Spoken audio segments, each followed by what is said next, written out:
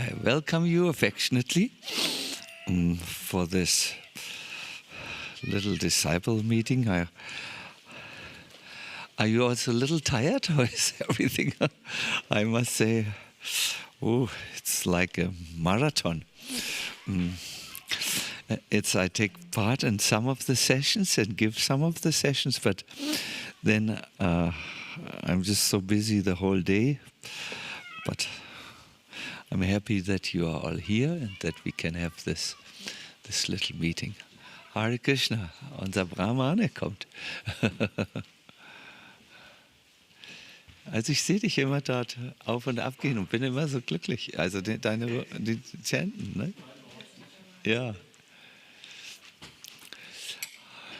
Ready, Govinda?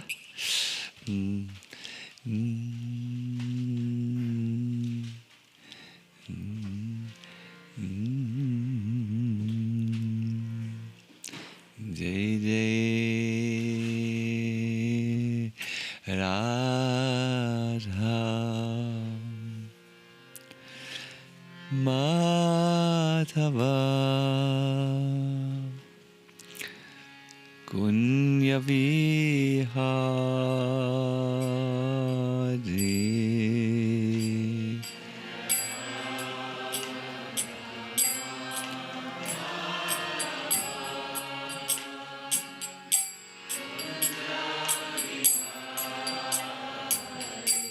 Jai Jai Radha Madhava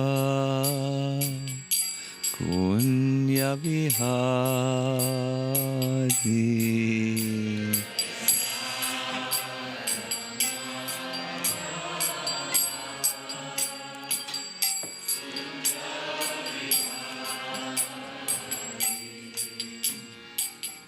Gopi Jana Vallabha Girivara Dhari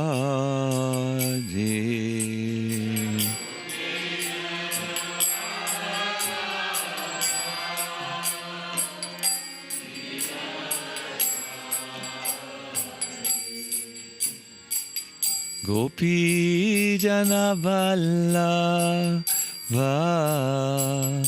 Girivara Dhari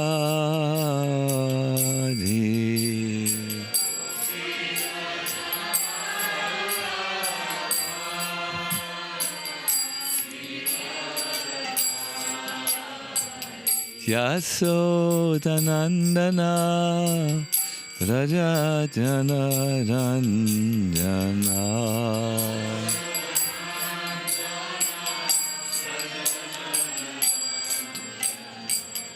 Yasodanandana Raja Jana Ranjana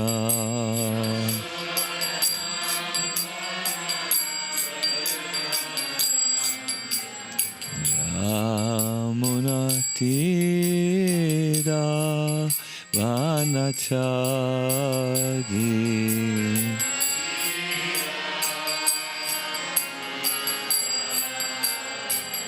Yamunatira Vanachari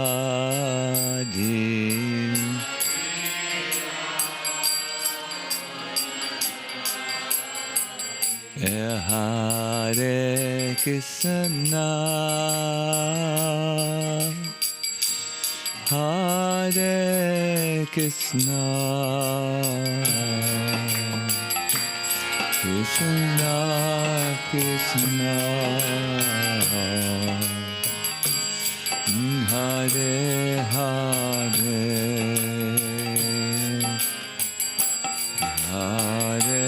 Rama Hare Rama Rama Rama Hare Hare Govinda Hare Krishna Hare Krishna Krishna, Krishna,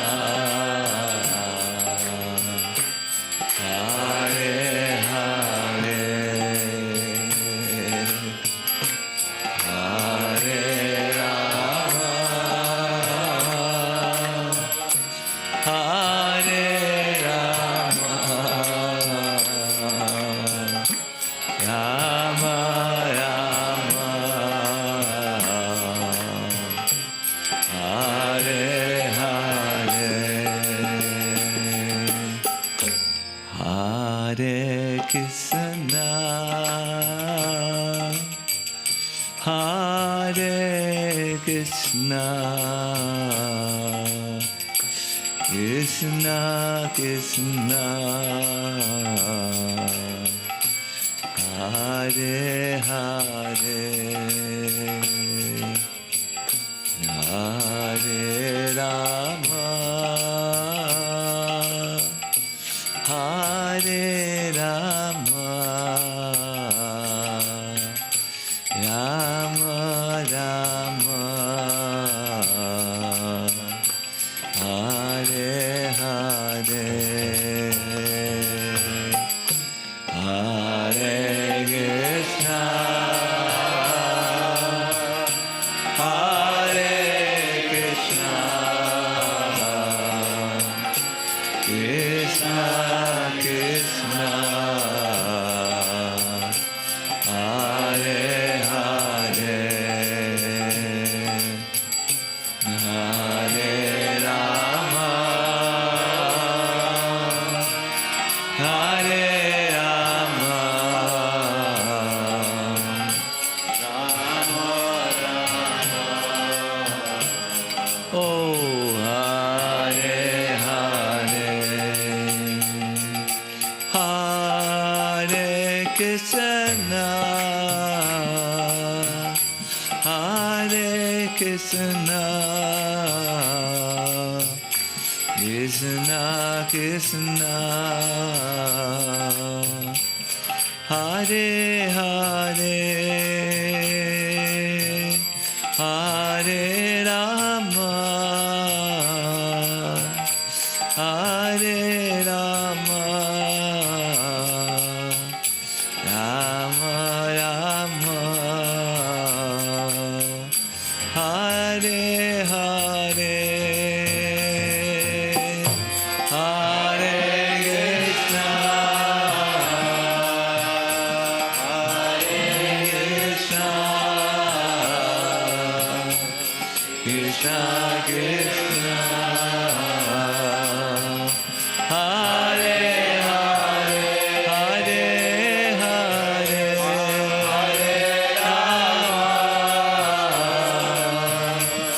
Hare Rama, Rama Rama, Hare Hare, Jaya Prabhupada, Prabhupada, Prabhupada, Jaya Prabhupada, Jaya Prabhupada, Prabhupada, Prabhupada, Srila Prabhupada, Jaya Gaura Nitai, Jaya Gaura Nitai, Gaura Nitai, Jaya Gaura Nitai,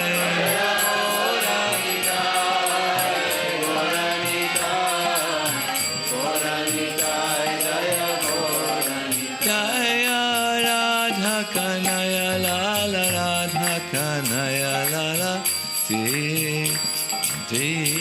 Radhe, Jaya Radha Kanaya Lala, Radha Kanaya Lala, Radha Kanaya Lala, Radhe, Jai Shri Radhe, Shyam. Hare Krishna.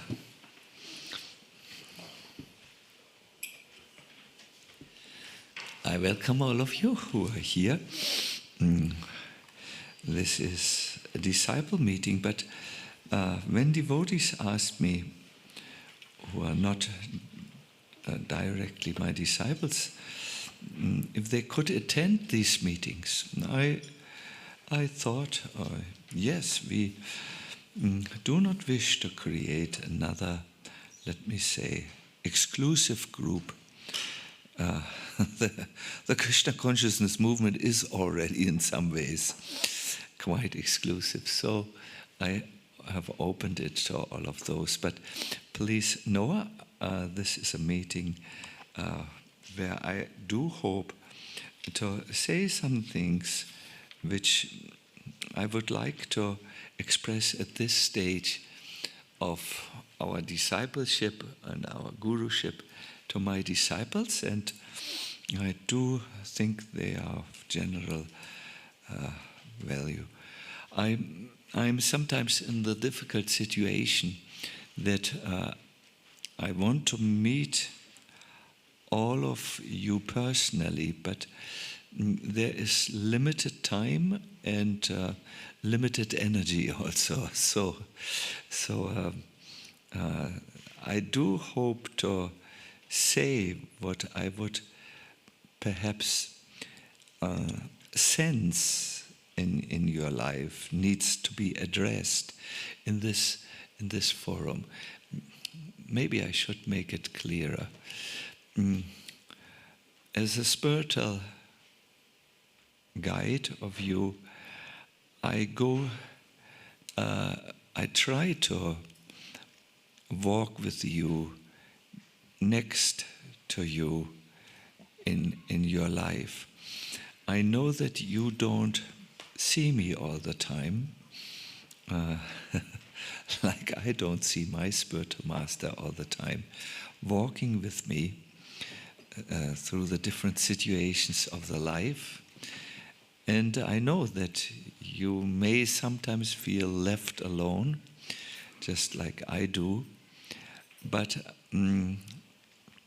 I have, on deeper reflection, understood that I'm always accompanied by my spiritual master. How so? Well, Prabhupada explained this in words, and I would like to add my own realizations.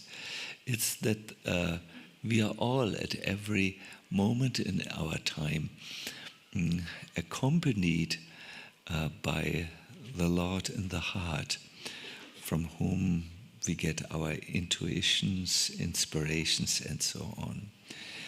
And because it is this Lord in the heart, this Krishna, who's interested in all of us, he works through his agents to tell us different things.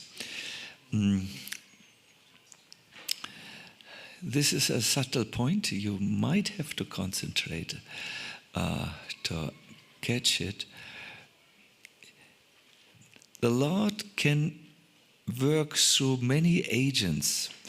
Like we can walk through nature and all of a sudden a branch of a tree breaks so loud,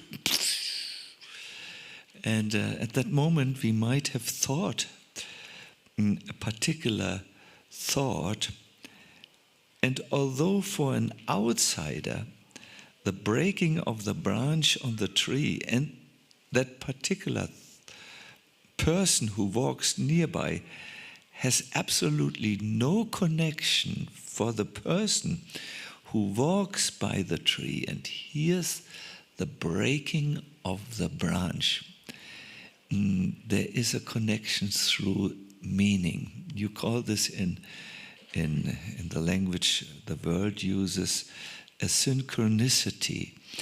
In the language the devotees use, you can say Krishna's arrangement confirmed. This is now confirmed, this thought. Or perhaps if you walk through the nature and the tree break, pow, like an explosion, you think, oh, I thought a Mayic thought, a nonsense thought, and I was woken up from this bad thought. Krishna works in nature through the animals. They can be like Shiksha gurus. He works in many, many ways to give us signs that for us, if we are a little spiritually awake, they sound like Krishna. They are Krishna's indication. So one way where Krishna is a little bit more clear, so to say, is through our spiritual master. He will give him the right words. I did have this in relationship with my spiritual master. When I was in Prabhupada's presence and he lectured, I had the feeling he was lecturing just for me and addressing a point I was at the moment contemplating, I was thinking about. And I think you all have similar experience. You say, this lecture was for me, as if it was designed for me. So Krishna works like this. So that's how I can say safely, yes, because Krishna has an interest in all of us, he will use your spiritual master so that he is informed or is aware of what you are going through and is telling you this. When Prabhupada left the world, before he left the world, he told us very, very clearly, I will always be with you if you let me in your heart. And so this is a wonderful basis of the relationship, and this is what encourages me, although I'm not always 100% encouraged in doing this service. It's a hard service, I would say. A service, it is which requires me to surrender 100%. So yes, I just wanted to say, I walk with you, if you let me in your heart, I will be able to do something there. Krishna. Today I want to talk about 3 subjects. If I look at my notes, the 3, here it says 4, but I know at the moment only 3. I want to start out with a request for you to grow.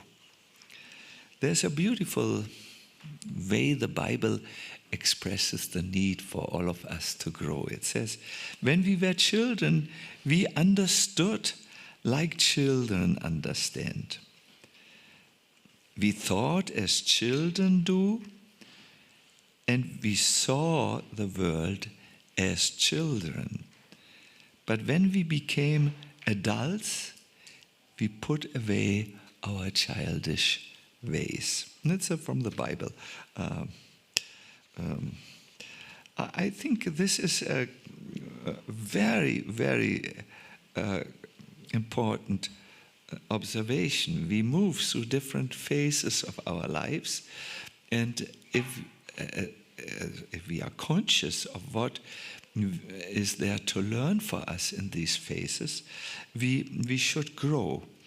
But many of us hold on to the childish ways of thinking and to the childlike patterns of thought, because we are really not so comfortable with the idea of progressing in life. That means ending one phase and moving into another phase. I see this in my generation of Prabhupada disciples. Many of us hold on to the past, which is forever gone. And we think, ISKCON, in the times when Prabhupada was with us, was so heavenly, it was so nice, and ISKCON now, By the way, I know that at the times of Prabhupada, it was not ideal. Prabhupada would complain about us, his disciples. He would chastise our childish ways. He would say, Krishna has not sent me any first-class men. He would say, all you're good in is sex and quarreling. He would say such things to us. You will not hear this to people who are stuck in the past and who will talk as if the past was heaven. Often people ignore the reality and live just only in the memories, and the memories try to make things very beautiful, no? Oh, when the world was younger and when I was running naked through the towns, then, as children we do like this, no? Sometimes. Then everything was very nice, but it was what we were, perhaps even more immature than we are now. And so, but my dear devotees, change can be used. The world is constantly changing at every moment. You can use it in your favor by growing and learning, or you can oppose the change and be sad that things of the past are no longer the way they were in the past. But you must always know, there is no single one thing that is punished more severely by nature than the sin of resisting change that is meant to come in your life. If you resist and you don't want to learn and you don't want to grow, then often you get illnesses, you get problems from others, and you are not moving in alignment with Krishna's will. No? This is very important.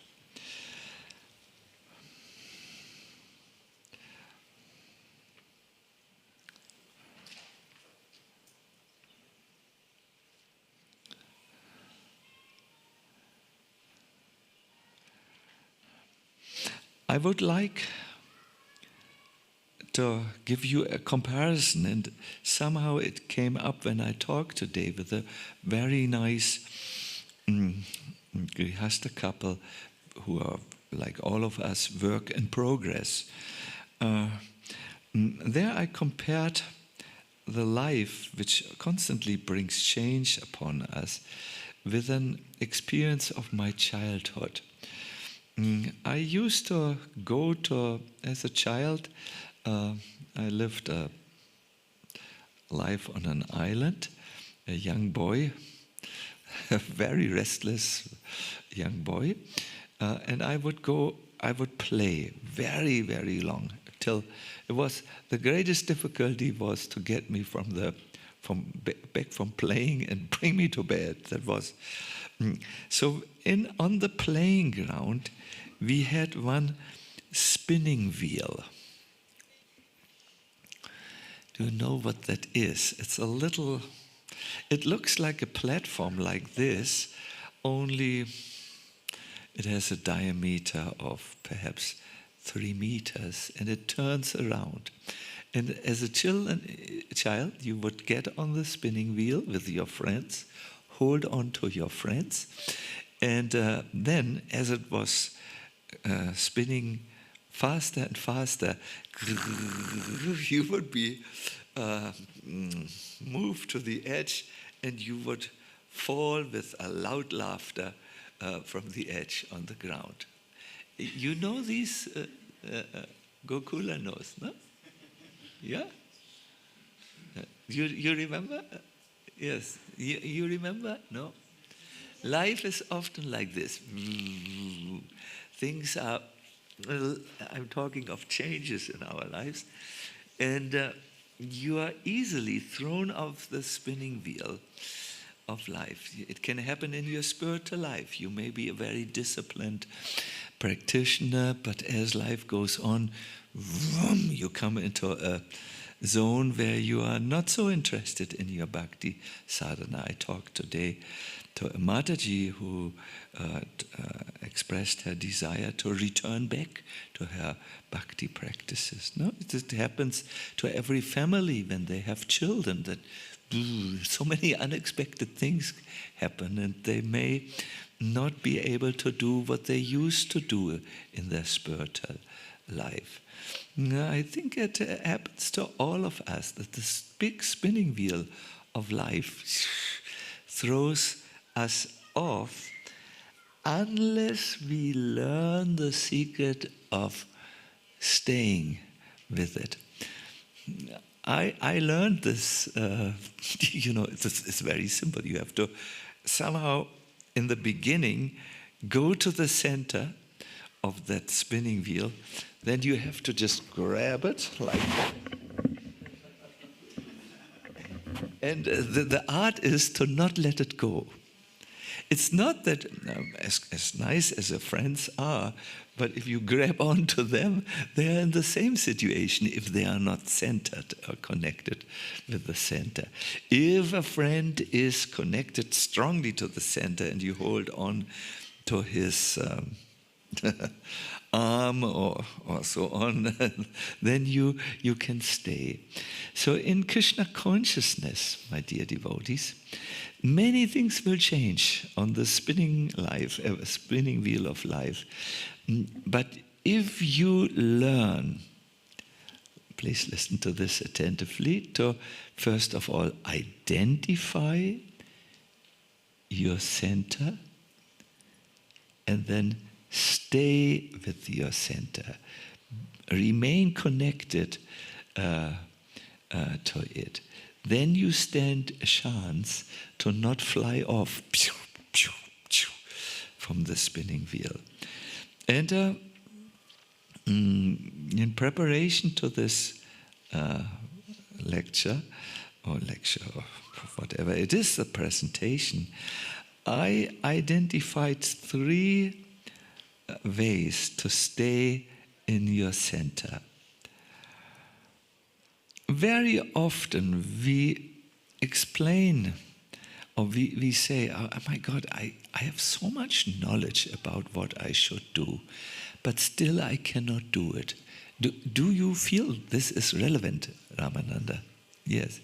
I think if we would be able to act upon our knowledge, we would by now be self-realized souls, no?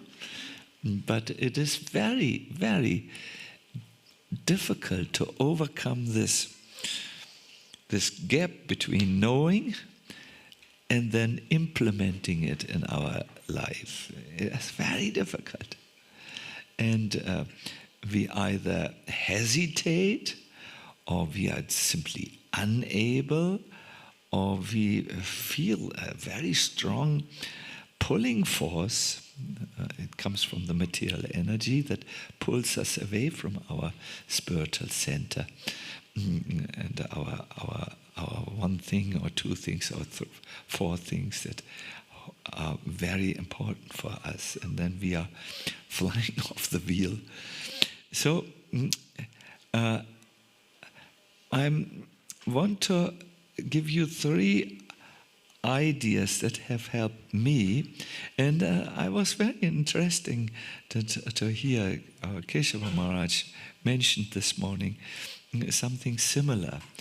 The first is you need to find an inspiring mission and vision in your life. Yes, there is the overall idea of becoming purified in Krishna consciousness and hopefully one day joining the Lord in his eternal Rasa Lila or going back to Godhead and so on. Yes, that vision is there and this mission is there, but it needs to be something that is very alive and not so much in the distance. Now, I want to give you an example. When I joined the temple in Hamburg, actually the first temple, we were in one temple, but then we went into a second temple in Kapitelbuschweg. That was the place, in that temple also George Harrison visited us, and I did a kirtan with George Harrison, Radhikaranjan, I'm famous. You have not done, I have done. Joking. Yes, and I had two. So it's the temple. We all were there because we wanted to go back to Godhead. That was our idea why we had joined Prabhupada's movement. But I had two missions within this bigger mission. One was, you will like this, I was translating Prabhupada's books from English to German, the Bhagavad Gita. I was helping. I'm not so talented, but Veda Vyas at that time and myself, we were the translator of the German Bhagavad Gita. And my second mission, which I liked even more, was to clean the toilets of the ashram.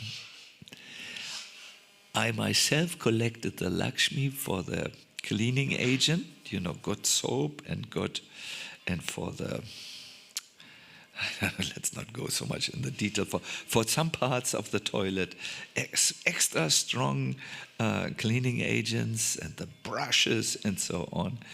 And I was cleaning it in the evening, and I was cleaning it after the morning, when it was used. Toilet and bathroom were in one, so I was cleaning it in the evening. Then in the morning it was used by everyone, and then I cleaned it in the morning two times. And I became so convinced that I should do this because I had heard various stories from our tradition that devotees have done this to become humble. And I did it with that idea in mind because I could understand, due to my background, what I did before, I was not humble. I was the opposite. So I needed a mission within the bigger mission that was very concrete, translating, then this service, and later I was, because the translation service grew and I didn't have so much time, but I was upgraded. I cooked once every week or twice every week, carrot halava. If you want to know how to cook carrot halava, well, my secret is simple. Put a lot of butter in, then it's all right. So I just want to give you an idea. I needed a vision. I could be inspired, and I liked to eat carrot halava first of all, and to make it was also nice. As every one of you, find a mission which you are burning, or like Keshava Maharaj said, the best alarm clock in the morning is what? Purpose. Purpose to live. This is what I'm living for. And then you will rise up in the morning, although you may not be the best morning boy or morning girl, But if you have a purpose, I know for me, when I need to travel, I get up at 2 o'clock in the morning, 3 o'clock, no problem, because it's something I'm interested in, to go to the next place and try to serve. So very often we hesitate to give everything we have because we lack an inspiring mission, a personal mission, a personal vision. And if we have it, my dear devotees, let us be very grateful, protect it, do our best to keep this going, because it's a gift of the Lord. Now, next to having a mission and a vision in your life, you also need a realistic plan how you would like to realize that. Let me give you an idea. Some of us are inspired about Vrindavan and Vrindavan Bhakti. No, we like the way the devotees in Vrindavan interact with Krishna, so personal, so loving, so close. No?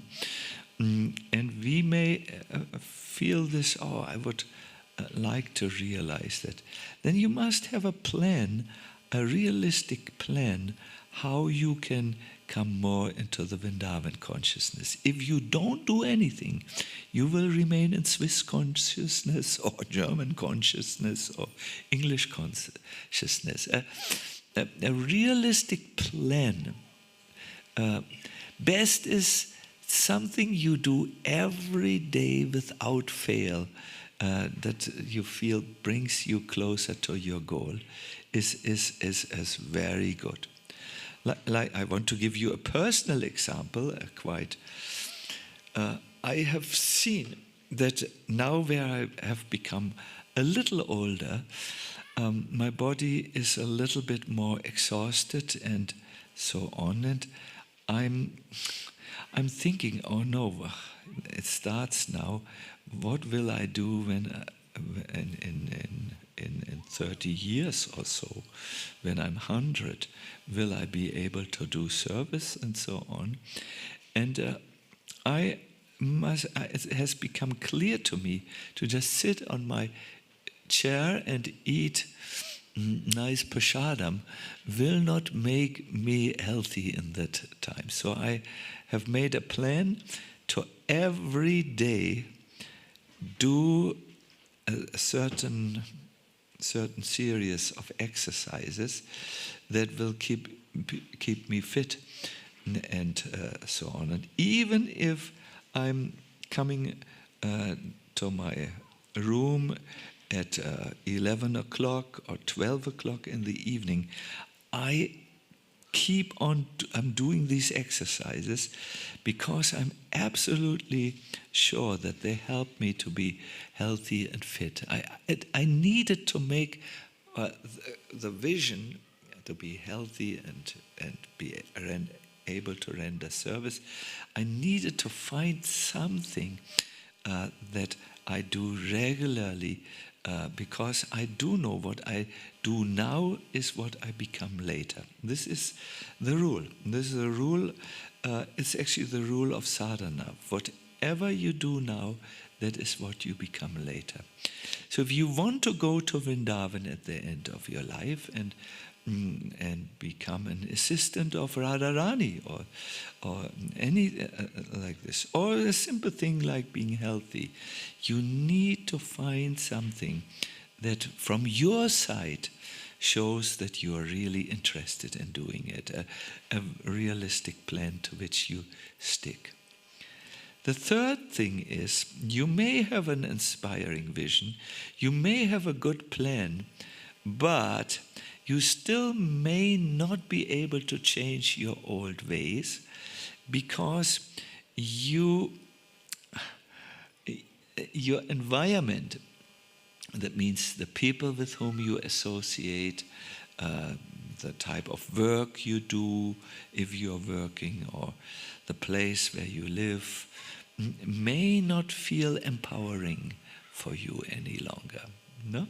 So you must create an empowering surrounding, something that inspires you, not inspires you, that empowers you, that gives you Shakti. Srila Vishwanath Chakravarti Thakur talked about 3 things that each one of us needs in order to advance in their spiritual life. He said No, he asked a little bit like a question. He said it in the question. How is it that a person who has received the seed of bhakti from a genuine spiritual master and who has learned the art of nourishing that seed so that it grows, how is it that he that he seems to not make advancement? How is that possible? It's a good question, isn't it?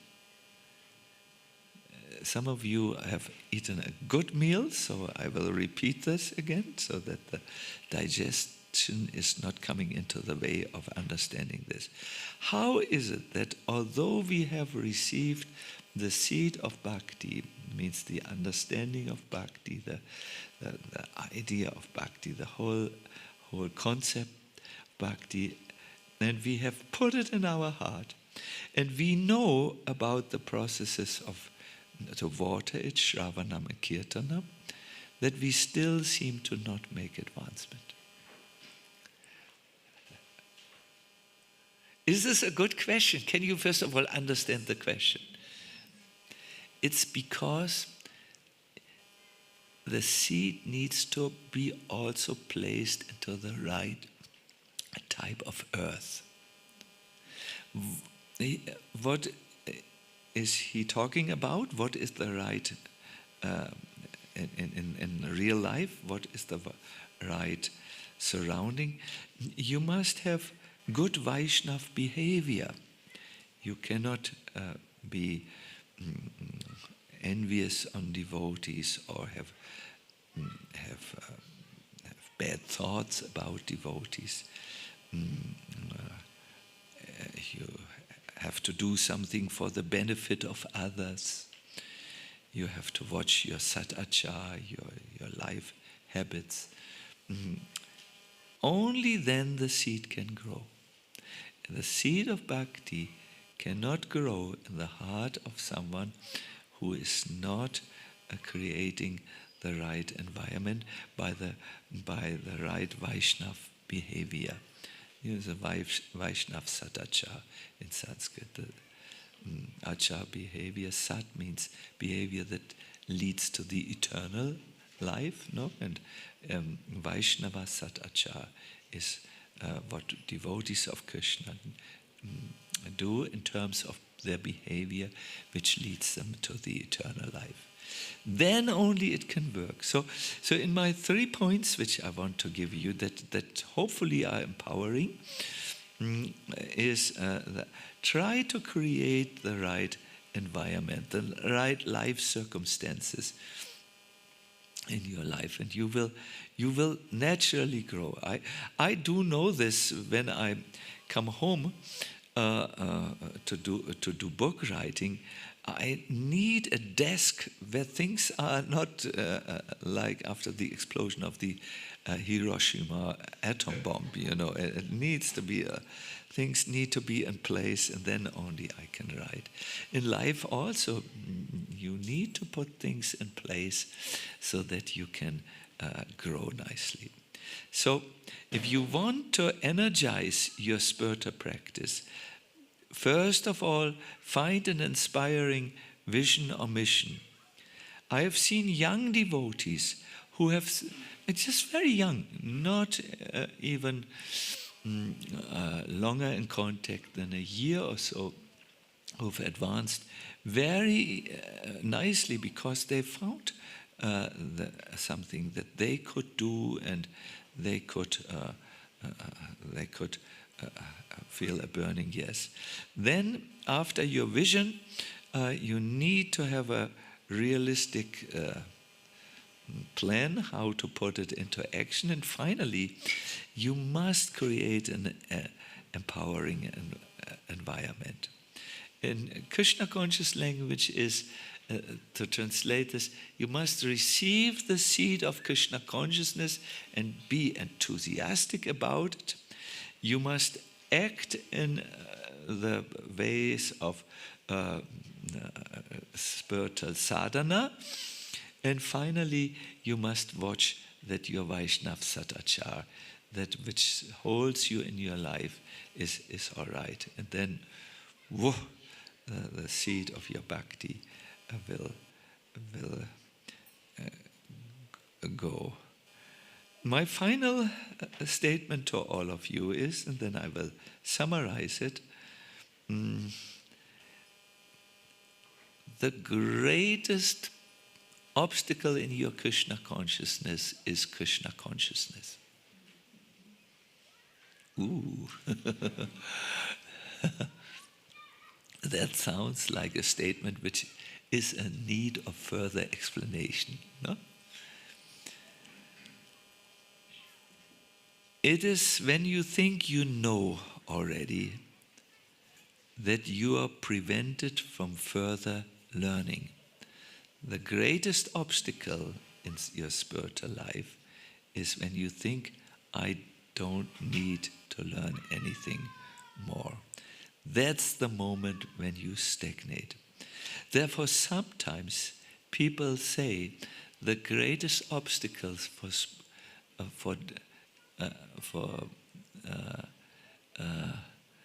faith is faith. That is, when you're living ecstatic conviction in Krishna consciousness and faith can be stopped if you have faith on a lower level and stay there. I find this is a great obstacle which I see around myself and see myself also sometimes in, that I stop being curious, that I stop being in a humble beginner's mind, a learner, because I think I do know everything. So the greatest obstacle of faith is not doubt. Doubt is good because you can work. It is thinking that you know everything already. Krishna consciousness is a spiritual science. Here in this world, we will always only know a little part of it. The spiritual truth is to be found in the heart of a self-realized soul. There is and until we are self-realized, let us remain learners, beginners, humble people who are on the greatest adventure this universe has in store for anyone. Hare Krishna.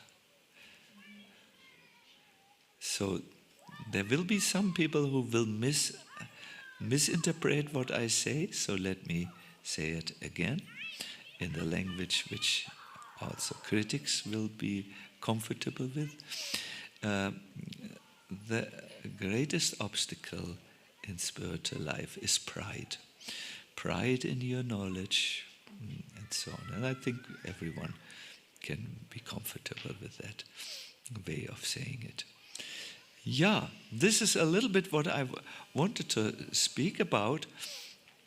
I will now open the forum for your questions, and I will then tell you a little bit the things you might like to know, how things from my service, my life, my everything. So let us see. Here is Jai Gopal. Hare Krishna, Gurumaj. You spoke about the change. Life is changing, and sometimes life forces changes upon us. Yeah. And there's no bigger punishment if we don't realize this change. Yeah, we will be forced.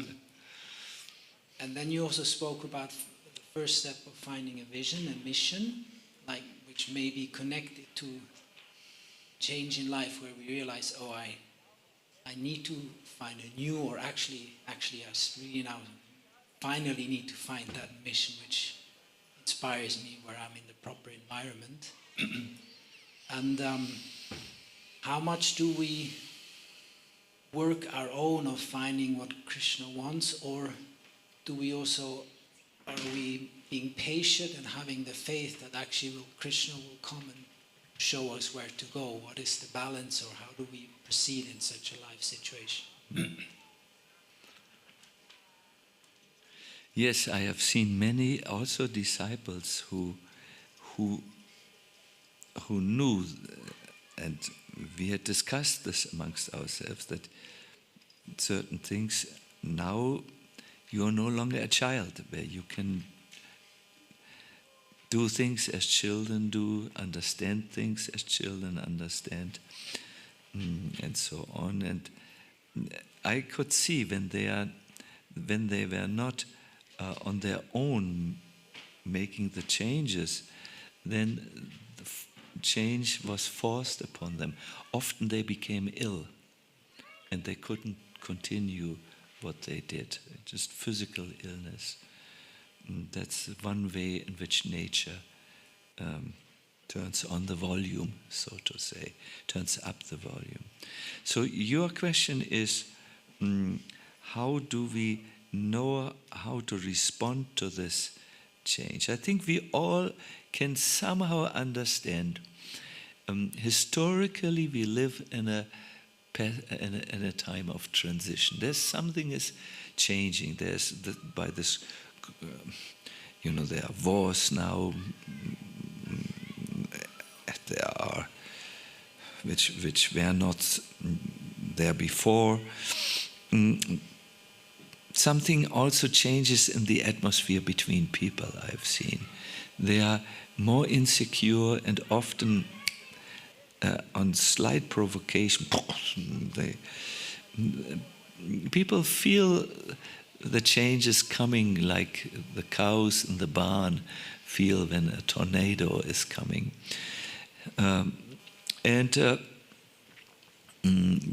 Some feel, I have to change something in my approach, but what exactly? And which way should I go, please? Jai Gopal, I will give you now a very personal answer, the way how I deal with this.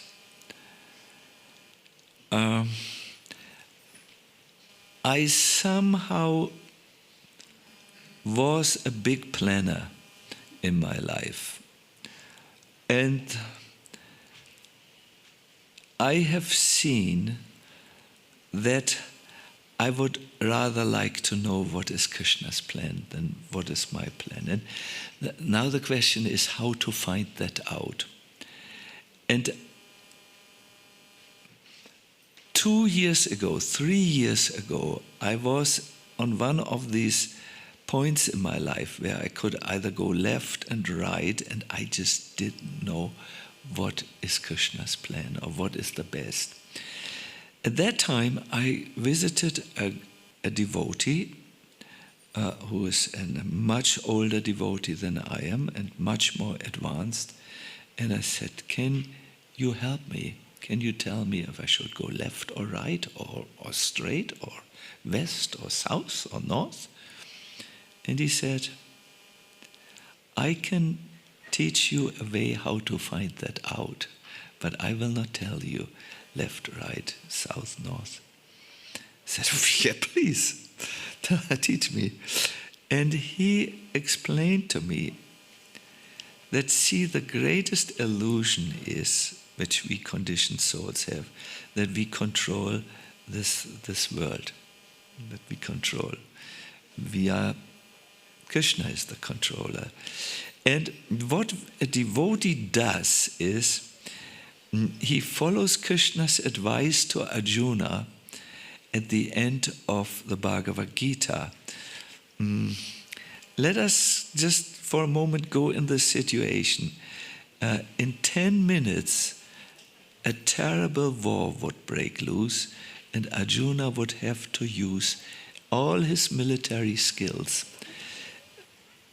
It didn't look so good for the Pandavas because the other side had powerful teachers like Dronacharya, Bhishma, elders who were really superior Kshatriyas.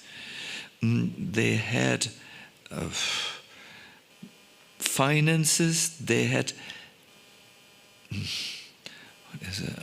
I'm not good at mathematics, they have 7 Ukshahinis of military, and the Pandavas had only 5. I hope I remember correctly, but they were vastly, they outnumbered. The opposite side outnumbered the Pandavas. So 10 more minutes. Arjuna, in the beginning, did not want to fight. This was too entangling, too difficult. And then Krishna gives him one of his concluding messages. And Arjuna hears it, and he keeps it in his mind throughout the whole Bhagavad Gita, Mahabharata battle, and he turns out victorious. This message, I'm not thinking of Savadamam Parichata, I'm thinking of Machita Savadhogan Ni Mat Prasada Tarishyati. In English, become conscious in your consciousness of me, and then by my grace you will overcome all the obstacles of material life. You can find this verse of the Bhagavad Gita in the 18th chapter, verse 58. It's by Krishna's grace that you will know which way to go and overcome your obstacles. So when you don't know, increase your consciousness of Krishna. Come out of your childlike ways of understanding and become situated in an adult form of Krishna consciousness. And Krishna from within will show you. At the same time, let me repeat this. At the same time, remain curious what options you see. But then Krishna will show you from within, this Jai Gopal is your way. And dig under your cherry tree, there is a gold treasure. He will, in other words, make it financially work also. I'm very much convinced of this. This has, since I heard it, I don't know, did I say 2 years back? It's 4 years back. It's a little more back. I try to make the thing. Today something has happened. We are writing this meditational book, and we made a decision to really focus more on writing, to give this more of a priority. And the same time when this decision was made, a message comes, we need your meditation for our school system. We need to teach the children. Bang! Wow! This is given by Krishna, an unmistakable sign that this is a good way to go. Keep on writing your meditation book. So I just want to say, I was in the situation, Krishna, I don't have the time to finish it. I feel I'm getting old. Soon I will be 100 years. I want to become 110 years old, and with full memory of the good things in life.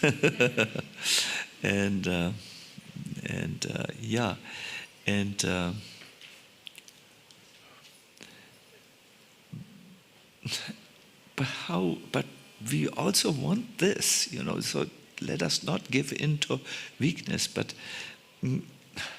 all I can do is, my dear Lord, I can pray to you, I can try to become more conscious of you, I can make my sadhana steady where it needs to be steadied, and so on. And by becoming aware of Krishna, everything is done. I'm convinced of this. If you have faith in this, it will work, Jai Gopal. If you have faith, and if you don't have faith in this, it will not work. It's so simple. You have to make up your mind where to place your faith, no? Or you can also, because I think no one of us has 100% surrender to Krishna. Therefore, it's good to also, on our level, check all the alleys which are open for us, and wherever they are open for us. Any other question you have? Anadi Radha? Yes?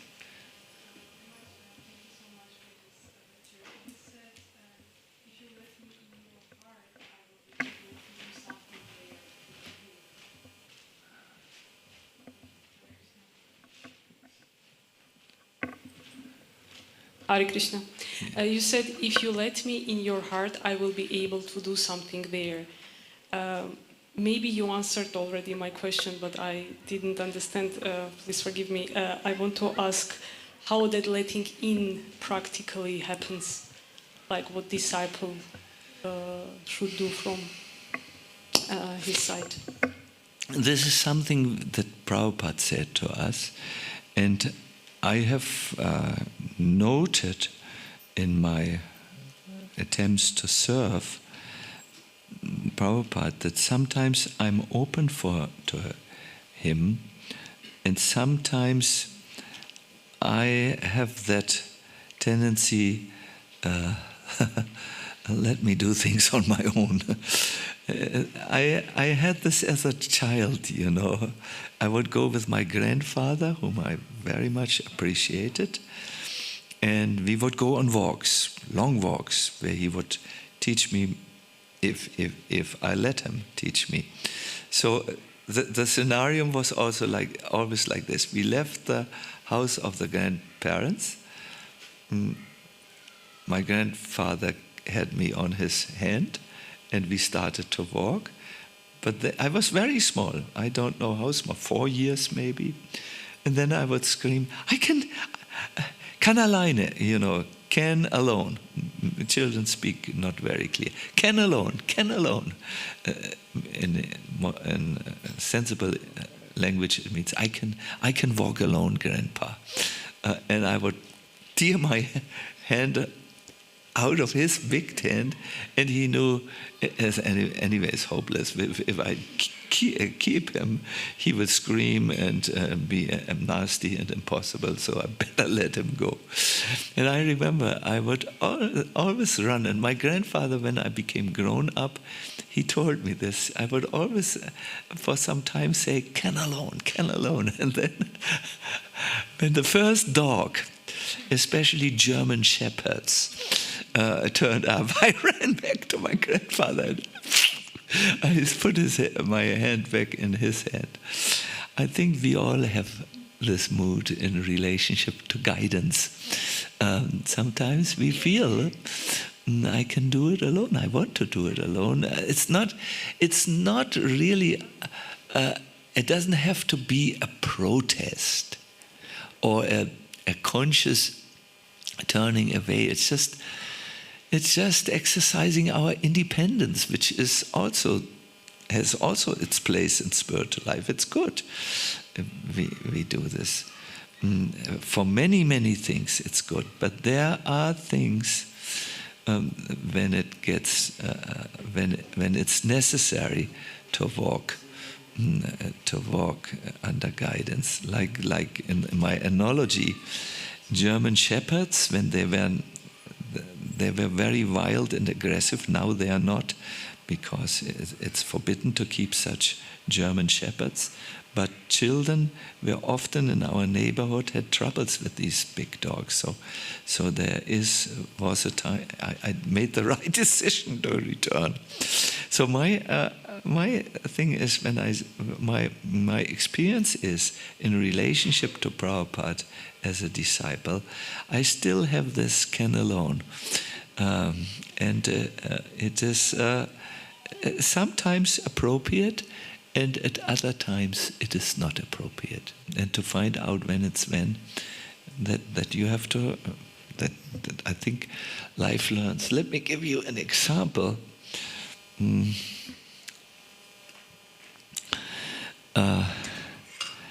I can pour water into this amazing cup when the cup is in this position, right?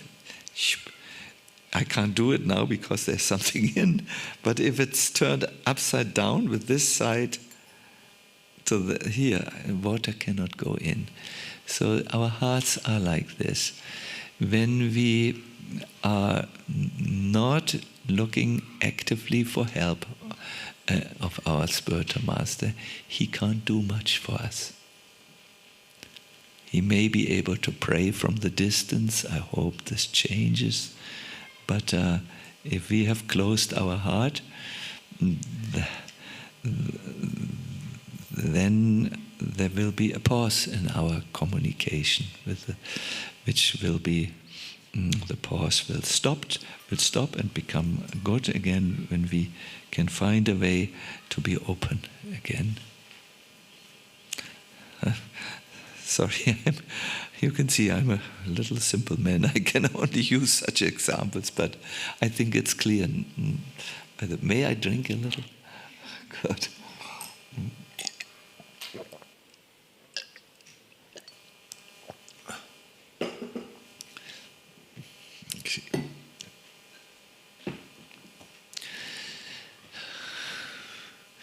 Purushottam Krishna, we have a microphone for you, then it's easier for everyone to hear.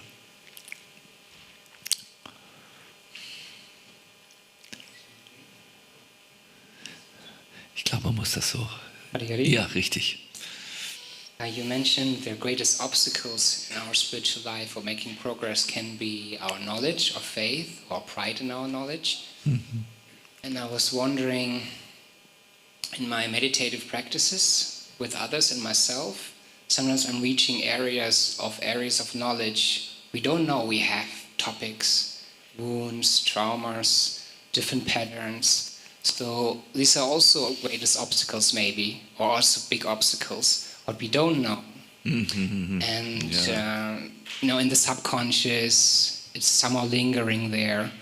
And I wonder how we can more access this. So if we have access to this, how to integrate this in our life. These blind spots, perhaps. Blind spots, yeah. Finding them, and what we find out, how we can make best use of this knowledge then.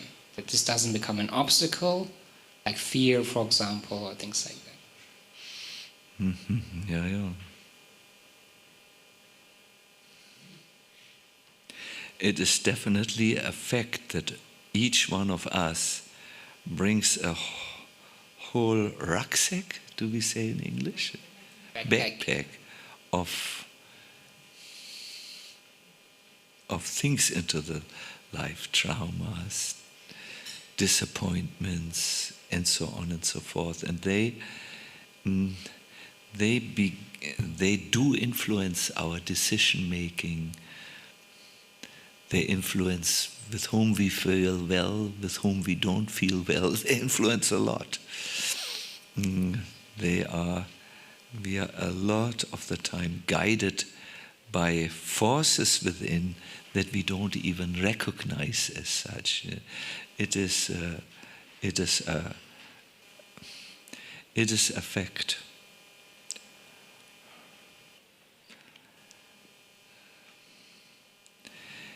I will confess here something. When I was young, I was troubled with the fact that I had often not an optimistic mindset, but was very, you could call it inner darkness was there. I was troubled by this, and because I wished my life to be uncomplicated and so on, but it was not, and my personality was difficult and so on. And I looked for various solutions. At that time, the most prominent psychology,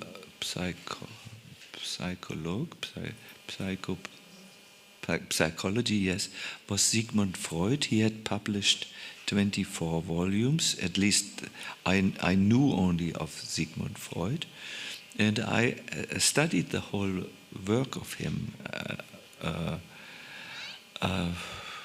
with interest. And for a young person to do this, it's such technical language. And so, but I was very invested in this. And when I came to Krishna consciousness, I asked, do you have anything like psychotherapy, or how to deal with the mind? And I asked this. I didn't, and I didn't find one answer with the devotees. So I had to explore this on my own. And what are the results of my exploration is that the chitta, or consciousness of the living being, is like a mirror, and if it's clean from these things and other things that you have mentioned, and then it can reflect Krishna. It is meant to reflect Krishna. Manmohan, the one who fascinates the mind, no? Who's just next. But if it is covered, it cannot reflect God any longer. And I understood this and wanted to understand what is the way of uncovering the consciousness. And I think I told you, and you means all of you, that when I was perhaps 20 years into Krishna consciousness, I came to a crisis because I had seen these things had not changed. I was still troubled, so to say. Troubled is a strong way. Inner darkness was there. And I thought, well, this process doesn't work for me. There is no change, really. There's a change in dress, yes, but I still compete with others. I want to be the best in anything, and even if it's in fasting, and so on. All these drives of an ordinary conditioned soul are there, and I wanted to leave the movement because it didn't work for me. But something had happened. I underestimated it. I loved Prabhupada somehow. I had faith in him. His example was convincing for me. And I made a second study of his teachings. Not so much in terms of philosophy, but in practice. How do you practice this? And the result of my investigation was that you need to learn to chant the holy name. I'm saying consciously, you need to learn to chant the holy name. If you think you know how to do this, this is your biggest obstacle in your spiritual life. I'm still learning with great interest because I'm aware I need to approach the holy name with a humble state of mind, not I know it all. So, and for me, I have seen two things. I placed my faith into learning to chant. Not chanting, chanting also, but first learning to chant. And I'm aware it never stops my learning process. It will not stop because the holy name is so big and I'm so small. What can an ant hope to understand of of a book, or the contents of a book, or so on. So I'm learning, and simultaneously I'm convinced of Mahaprabhu's path. He speaks of certain weeds, Unkrautpflanzen, that need to be uprooted, or you need to have a check on them. And there are few devotees where I check in regularly, and they do give me excellent feedback. I needed to make a relation, and they needed to make a relationship to me where we were very comfortable with each other, and also very comfortable and not insecure when we received a feedback like, I think you need to watch this area more of your life, and that has helped me very much. I try to see myself where it is, but sometimes we have these blind spots, if you correctly have seen. So such relationships, my dear devotees, if you can find devotees who are talking to you, their observation with the idea to help you, not to get on your nerves, and that is such a treasure. It's such a treasure, because nowadays I have observed people in general are so insecure that when they hear something, they think, oh, we are not loved, we are not liked, and they feel this feedback is worse than death for them. But if you find people with whom you are comfortable, and who do this work for you, wow, be grateful, be grateful. So 2 things. I'm convinced my psychotherapy is chanting, and that is cleansing the mirror from all these things. I believe that Gesprächstherapie, talk where you are pointed out where the mistakes are, where the traumata life, have value, but only a limited value. Because how do you get it out? For that you need a very powerful process, and that's the Lord Himself He can do this. But if you think you just chant and you don't watch yourself where you need improvement, that will never work. You have to watch. You have to and best is you find someone who says, "Here's a weed. Here's a weed." He may not say it like that, but who's pointing it out? Hare Krishna. Thank you very much for this very important question. Yes, anyone else? Govinda. Do you all know Govinda? He is Govinda. There are two Govindas here. Govinda, das ist auch ein Govinda. Yeah. Hare Krishna.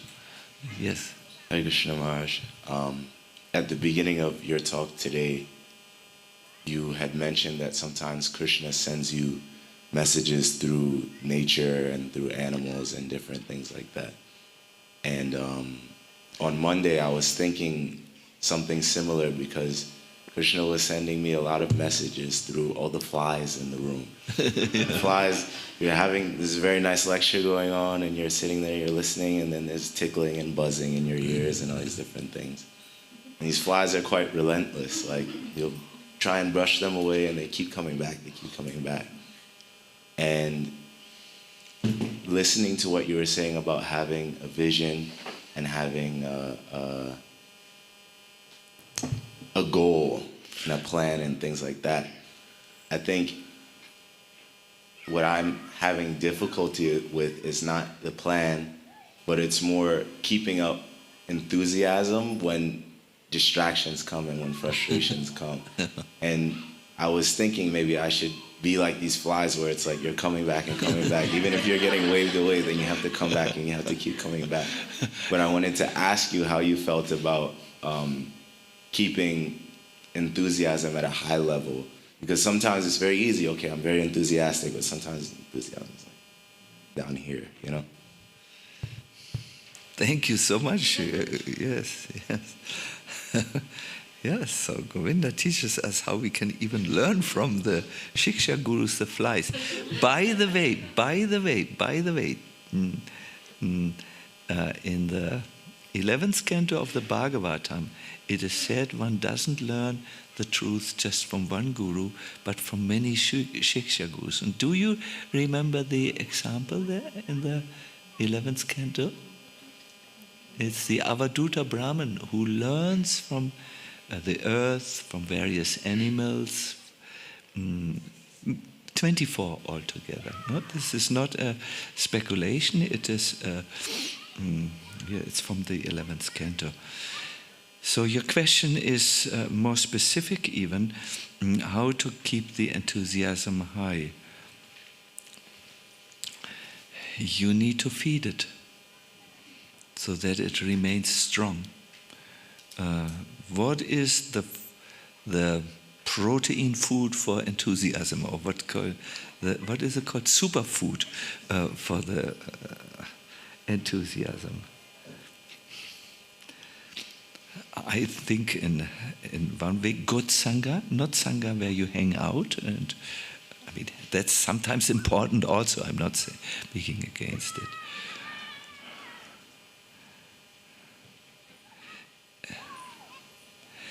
I personally derive a lot of enthusiasm when I hear Prabhupada speak.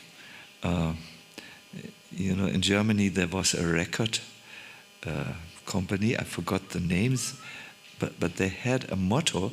It showed a little dog who was next to a gramophone, that's a record player, which had one of these old horns, and he was sitting there and listening to the voice which came from the gramophone, and it said, his master's voice. The idea was, we make such good records that it sounds just like the real person, and therefore the dog will obey it. It's his master's voice. That is their idea. So I always feel like this when I sit and hear Prabhupada. This image comes, I'm sitting there through the groove. It's like a horn-like structure, no? You hear him and, yes. Also, I must say I had a wonderful realization, You must know Shastra comes into this world to wake us up, this scripture. And I wanted to go deeper into one scriptures, and I heard about this Bhagavatam course. And then I heard the first session of that Bhagavatam course. This is from the Gauranga Darshan, the Vidyapit, some Bhaktivedanta Vidyapit. And on the first session, you have to be really concentrated because it goes verse by verse. First session, I had just taken so much notes. I was just I said like this, whoosh, that was an avalanche. And then I said to myself, where have I been all these years? I have not had this contact with the Bhagavatam, and I became very enthusiastic. I was really, for half an hour, I was like, where have I been all this time? So you need to find the sources of the superfood enthusiasm. What works for Govinda? Is it perhaps like your family likes kirtan? Is it, or are you more a philosopher like your auntie? Or are you perhaps more, what makes you enthusiastic? You have to find out. And there are all things. There are always things which work. But you have to search. I feel you have to search and not give up when you have a few failures. That I learned in life also. Never give up finding a solution.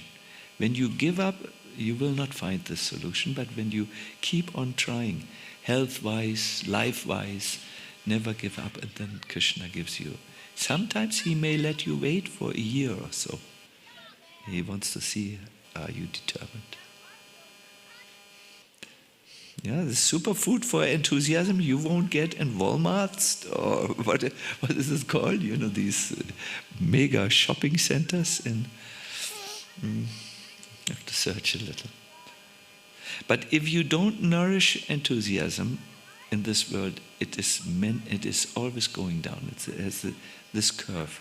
The natural way of this world is that enthusiasm declines, energy declines, inspiration declines. You need to always feed it to keep it high.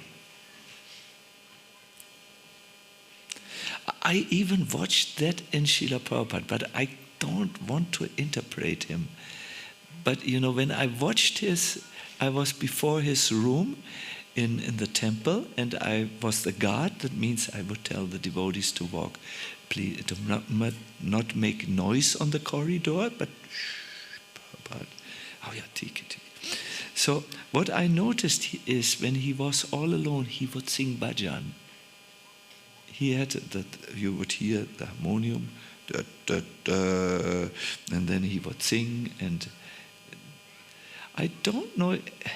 I don't know if he did that to keep up his enthusiasm. I doubt that it is like this. I think it because he was a soul who was already there in pure Krishna consciousness. It's more that his love poured out. Still, he would say that he enjoyed certain discussions and certain. Yeah, but see, it's best is not to speculate about Prabhupada, because he's in a different category than we. A liberated soul, a siddha, no? Perfected soul. Good. I will just see. We have 7 more minutes. 7 more minutes. Yes. Maybe I conclude here. Ready? Good. Maybe I conclude here. I wanted to just, many devotees always ask, is there any news about you? Yes, there is news. A little while ago, I began to take more care of my health, and it goes very well. I'm really moving up again. After I was in a little hole. You know, I could only go by willpower, but the body was finished. But now it's coming back. I'm very happy in this state of my life. I often remember when Prabhupada was asked, and when does it work? When is the result there? And Prabhupada said, after 50 years. So I feel like this. My life is so full of gifts at the time. Just gifts, you know, where things work out so nicely that I can only say Krishna is behind everything. Yes. What else is there to say? Yes, I talked today to a devotee, and I said, so how is it going? And the devotee started to talk to me, and then he said, I feel this is old news, so if I repeat myself again and again, no need. Everything goes well, and so on. I have just one little worry or anxiety, to be very truthful with you. It is, I feel called to begin talking about what has developed the last 20 years in my heart. That is an area of devotional service which you would call in academic terms the contemplative way. That is, it's where you're more, how to say this, in Krishna conscious words, mindful of Krishna and his world and his activities. You're more mindful and living there in your mind and in your devotional feelings. So that's an area which, let me say, big preaching movements like ours do not put so much emphasis on, because they want to reach the masses, and this we do very much through Kirtan. Now you must know there are devotees who do Kirtan who reach millions of people by this, and this is the Yuga Dharma, that's the way to do. But I somehow feel deep in my heart that all these people who are coming in contact, and also the maybe a large percentage of the devotees in the Krishna consciousness movement, they want to actually experience Krishna consciousness, what it means to be in your consciousness with Krishna, that nectar, that bliss. No? They want to be nourished like this. And I certainly want this, and I want to carefully present this meditation book for the outside world, and then a book which I might call Smaranam, the art of devotional meditations, which I have already, half of it is also done. But if I continue just visiting places, preaching and so on, I feel this anxiety that I might not be able to have the time to present this, and that is a big anxiety, because not big and not that I need to go to a doctor because of this, but it is in the heart. It is. I feel called to do this. I feel Krishna gives signs. I have to do this. I have to move on, and yeah. And of course, I'm thinking of all of you. I hope you will see things as grown-ups in your spiritual life, act like this, and so on. But that is not a worry. You're doing very, as far as I can see, you are motivated, and that's the most important thing, that you have this desire to move. Dobro. Good. I will now finish here, because I have a few devotees I have to talk to. Madan Mohan must have informed those devotees, and if they could come here, please. And then at 4:30 I will continue with a very nice description of Queen Kunti, and a great surprise. I can't talk about it. Hare Krishna. So, Ramananda.